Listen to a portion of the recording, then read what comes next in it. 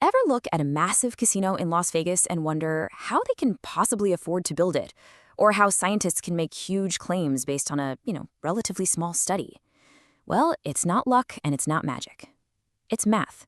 And today, we're going to pull back the curtain on the one fundamental rule that makes it all possible: the law of large numbers. Okay, so take a look at this. That crazy jagged green line, that's the running average of a six-sided die as we roll it again and again. You can see how at the beginning it's all over the place, right? But watch what happens. As we keep rolling hundreds of times, that chaotic line starts to tame itself. It gets closer and closer and closer to that perfectly straight blue line. That blue line is the true average of a dice roll, 3.5. And this isn't a fluke. This convergence is a mathematical certainty. So the big question is why? Why is this so inevitable? And what does this weird quirk of probability have to do with everything from predicting elections to training artificial intelligence? Well, that's exactly what we're here to figure out. Here's our game plan. We're going to start with the casino's big secret. Then we'll translate that into the actual language of math. We'll find out how fast eventually really is. And then, this is the fun part, we'll look at the weird cases where the law just completely breaks down. And finally, we'll wrap up with the amazing tools that statisticians use to hunt for the truth.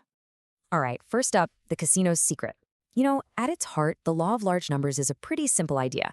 It just says that if you do something enough times, the average of your results is going to get unbelievably close to the true expected result. Every single slot machine pull, every roll of the dice, adds up to a predictable profit over time.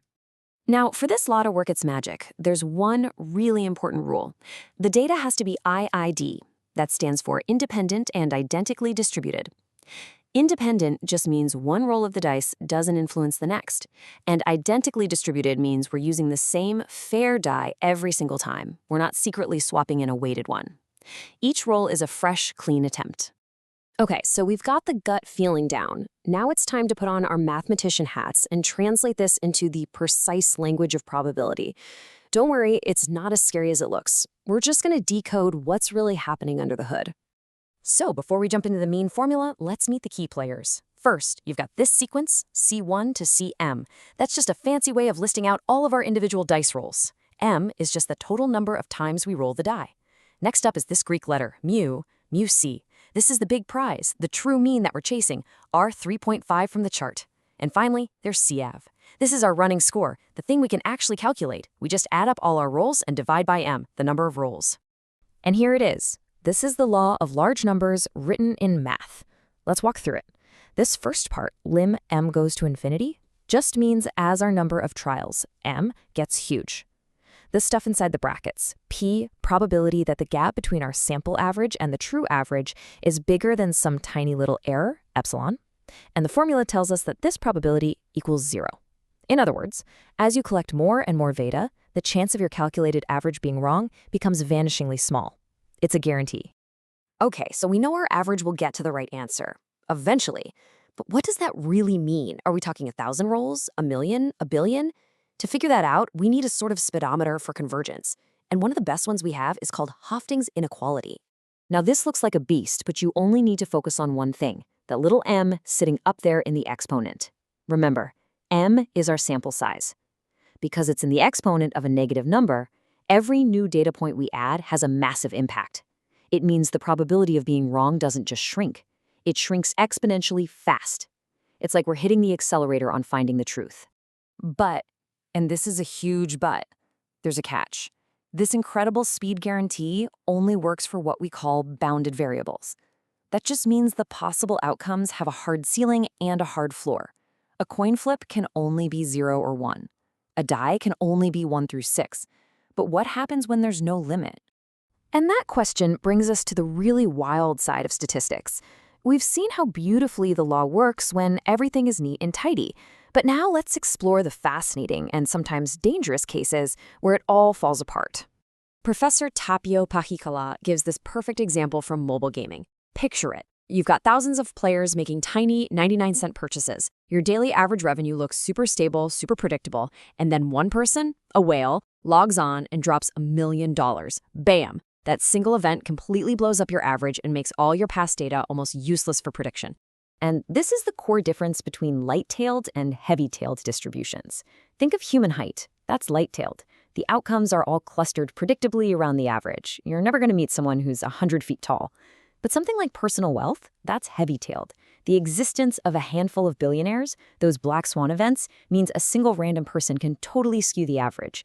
For these distributions, the average is fragile and unreliable. So who are the main culprits here? Well, one is the Pareto distribution. That's the math behind the famous 80-20 rule. You know, like how 80% of sales often come from 20% of customers.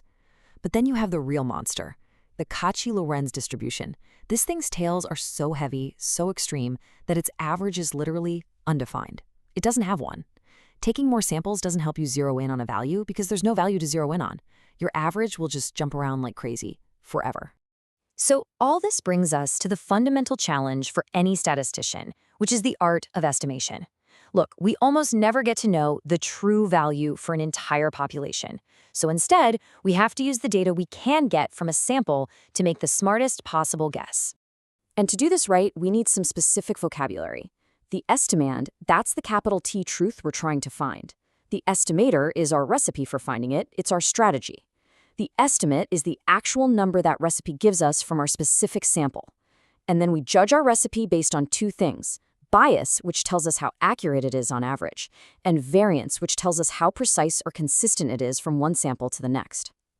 Which brings us to one of the most important ideas in all of statistics, the Bias-Variance Tradeoff. See, your total error, what we call the mean squared error, is always made up of these two parts.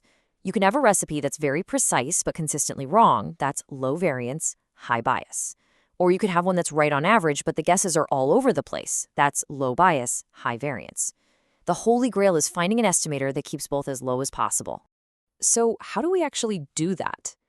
Well, one of the most powerful methods is something called a U-Statistic. It sounds complicated, but the idea is to be as thorough as humanly possible. Instead of just averaging your sample once, you take every single possible little subgroup from your data, run your calculation on each of them, and then you average all of those results. It's a ton of work, but it's been proven to give you a guess that is perfectly unbiased and has the absolute lowest variance possible. It's really the gold standard. Okay, so let's tie all of this together. We have these amazing tools for making educated guesses, these estimators. How does this all connect back to our original idea, the law of large numbers?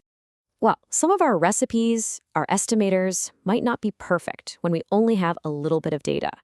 They might be a bit biased, but we can design them to be unbiased in the limit.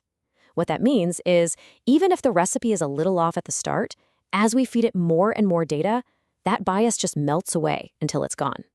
And this leads us to the ultimate goal for any estimator: consistency. A consistent estimator is simply one that follows the law of large numbers. It's the ultimate promise that a statistician can make. It's a guarantee that as your sample size grows toward infinity, your guess will land on the true value. It means that given enough data, finding the truth isn't just possible, it's inevitable. So the law of large numbers is an incredibly powerful promise. It tells us that even in a world of randomness, there are rules. It gives us a reliable path to finding the truth under all the noise. But it leaves us with one last lingering question. In a world full of black swans and heavy tails, is the long run something we can actually afford to wait for?